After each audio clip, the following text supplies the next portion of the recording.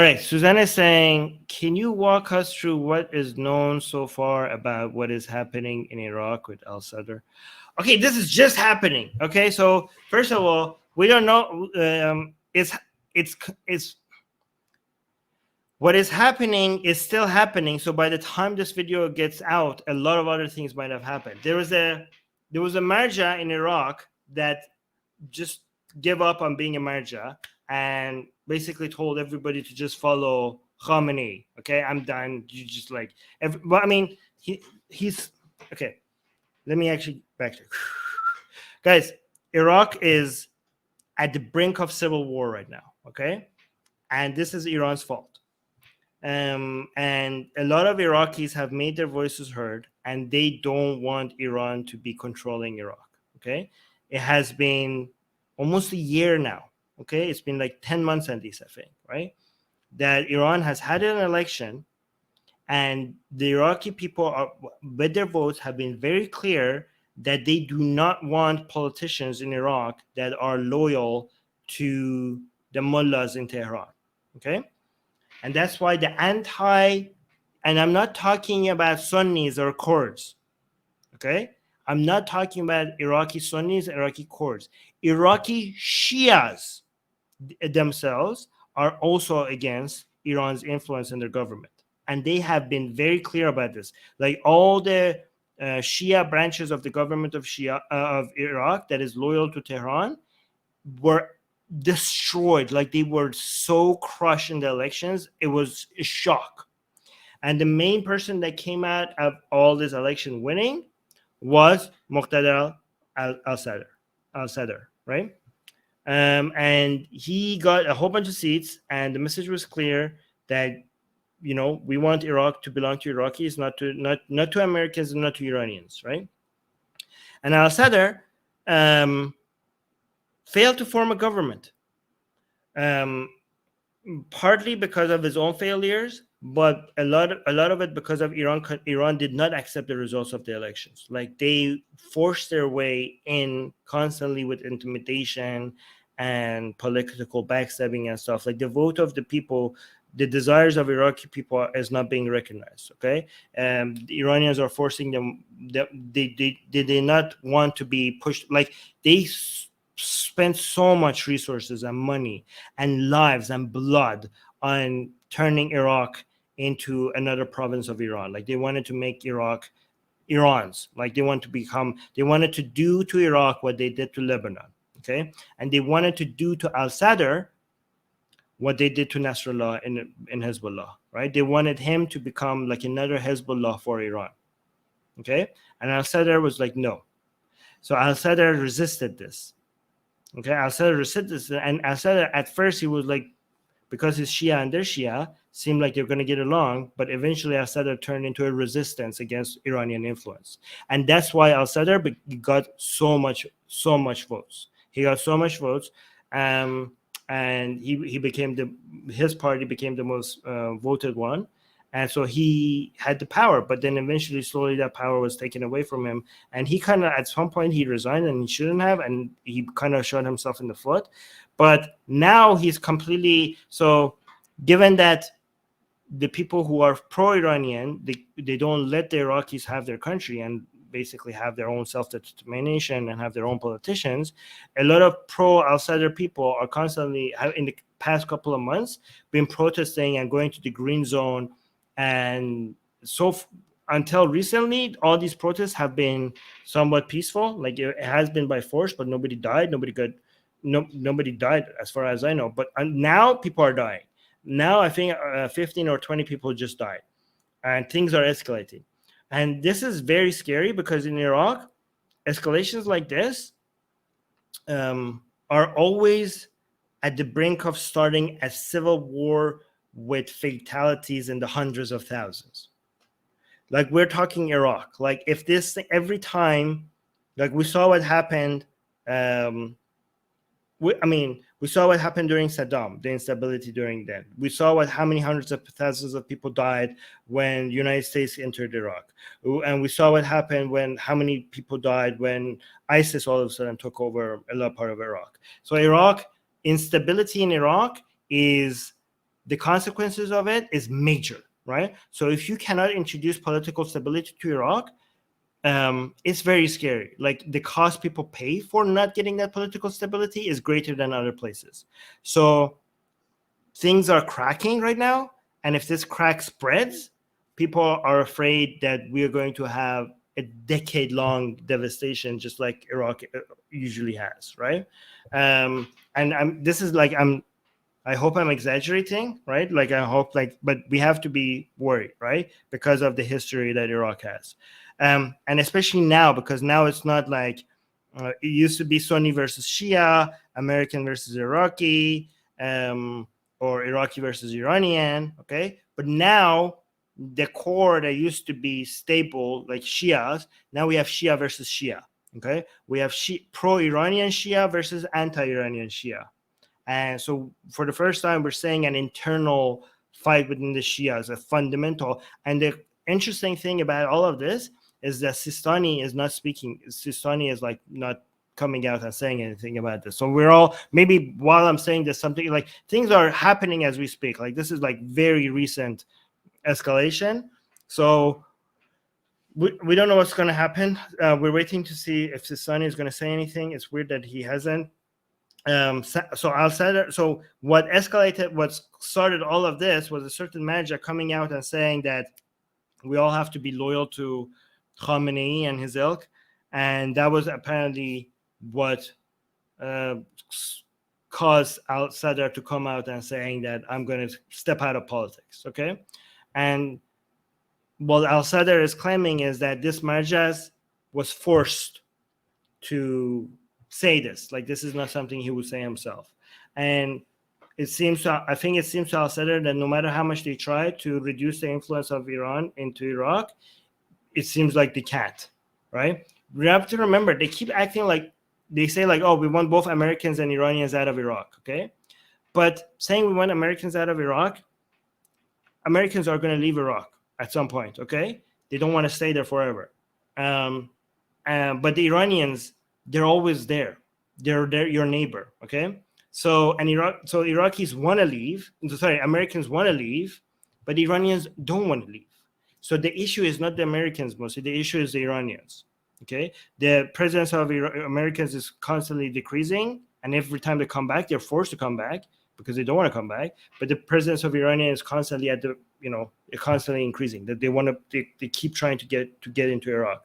And with this Marja kind of saying something like this and saying like, oh yeah, we have to be loyal, the Marja should be Khamenei.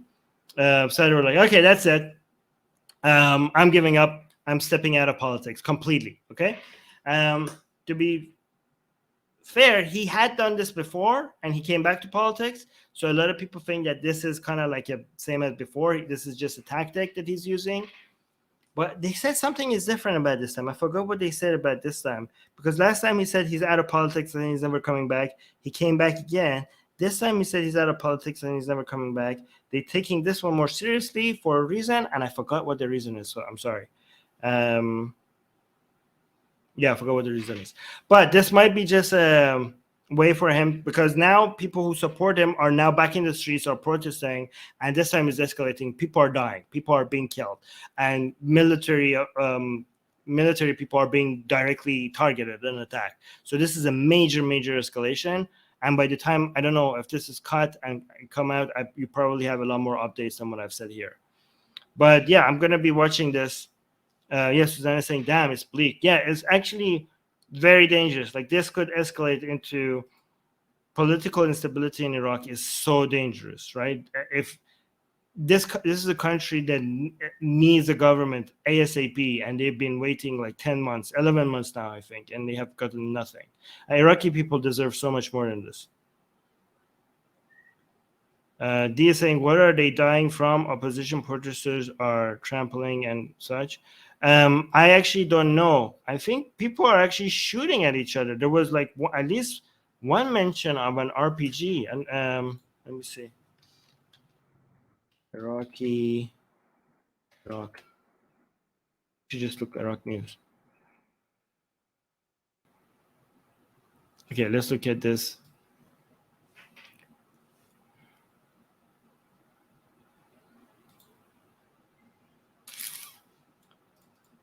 Let's see how they're doing. Oh wow, 30. Okay, so while I was talking, I said 15 to 20. So this is increasing as we're speaking. This is happening, guys. Like you see, this is live updates. So this is happening as we're speaking. Okay. Calm in Baghdad after 30 killed in violence. Okay, so at least it's calm now. Popular leader Muqtada al-Sadr has called on his supporters to fully withdraw from Baghdad's green zone. Good. But he kind of started the killings as well. Like he doesn't say to go. Okay, so a lot of these are double speak. Okay, so for example, when Muqtada al-Sadr comes out saying like I'm giving up politics, you have to understand like he's kind of like telling his supporters to like we're angry. Why did you make our leader do this? Okay, so he doesn't. But so the messages of go out and stir shit up is usually subtle. But the messages of like, come, don't hurt people, let's have peace is more direct because you want to be showing people like I'm if I say something, it's on the side of peace, okay? But there's certain things that you could say that you know that is going to make your followers go into the street and put some force out there and like intimidate others without actually you directing them to do so. So it's very good because it's like plausible deniability. So you kind of send a signal to them to go put some pressure on somewhere, but you never actually said it, so nobody could actually come and condemn you for any killings or anything that happened. It's very clever, actually. Oh yeah, by the way, look, this is a picture. You can see how people are dying. There, right there. Sadr supporters fired rocket. Oh, there you go. Rocket propelled grenades. I knew it. I knew I remembered this correctly. Okay, so that's an RPG. RPG. Sadr supporters fired rocket propelled grenades and machine guns at the Green Zone. This used to be the most secure place on earth, the Green Zone in Baghdad. Now it's not so much. As security forces returned fire. This is actually a timeline of things. I don't know if I want to go through this. I think we just got the answer an hour ago. This is okay, so this is like a live timeline update. I didn't want to do that. I didn't want to do it like that. I wanted to summary. Let me see if I could get a summary, not a timeline. Okay, so CNN article says CNN article was saying 10 people killed 4 hours ago, and Al Jazeera article says 30 people killed 1 hour ago. Guys, so this is like, I don't know if I want to do this right now because this is like happening as we're speaking.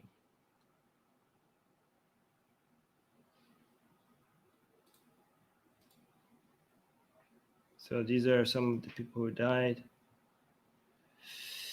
Violence in Iraq escalates. List of key events. 30 people have been killed in the Iraqi capital, Baghdad, after fighting between supporters and rivals of religious leader Muqtada al-Sadr. Mourners pray in front of the coffins of supporters of Iraqi populist leader Muqtada al-Sadr who were killed during clashes in Baghdad during their funeral in Najaf. By the way, guys, Najaf is the same city where Ali Khomeini is. So again, this is why making him the supreme leader might be very much in favor of like building a tie, like fixing all of this problem for the Vilayat Fadli in Tehran.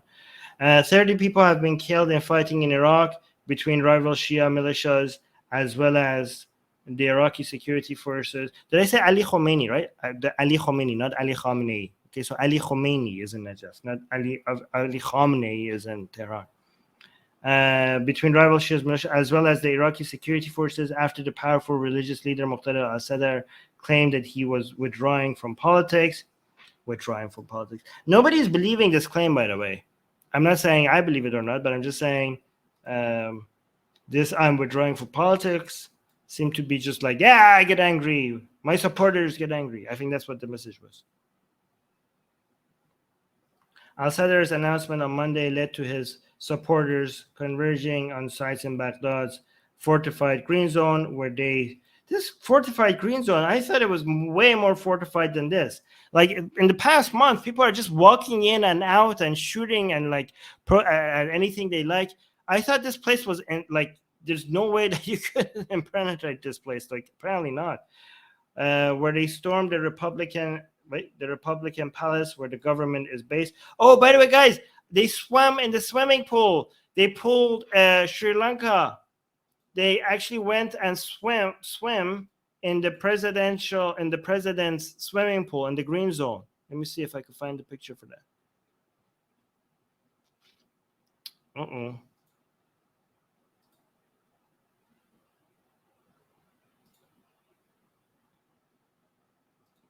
Iraq. Yeah, I don't know. Okay, swimming pool. Let me show. I don't know what's happening these days. At every time, yeah. Now it's becoming a trend. Now people protest, take over presidential palaces, and swim in the president's. No, that's the Sri Lanka one. I'm looking for Iraqi one. Iraqi protesters take a dip in pool after storming. Yes, there we go. This is becoming a thing. Iraqi protesters take dip in pool after storming presidential palace in Baghdad. Look at this. Didn't we just see this happening in Sri Lanka? Oh yeah, actually, this article. No, I was right. This article was also saying. I feel like this is Sri Lanka. No, it's not. It says Sri Lanka rerun. Sri Lanka rerun. Oh yeah, this guy is like. They're saying the same thing. Sri Lanka rerun. Protesters storm presidential palace in Baghdad. Take dips in pool. Video viral. Yeah, so this is exactly what we just saw in Sri Lanka. Guys, what is this? Is amazing. Yeah. Yeah, it's becoming a trend. Ali Khamenei, prepare your swimming pool. This should be like a way people talk about like toppling the government. Like, we're gonna swim in your swimming pool soon. Like, maybe that should be a, I don't know. There's a clever way of using this as a code or something.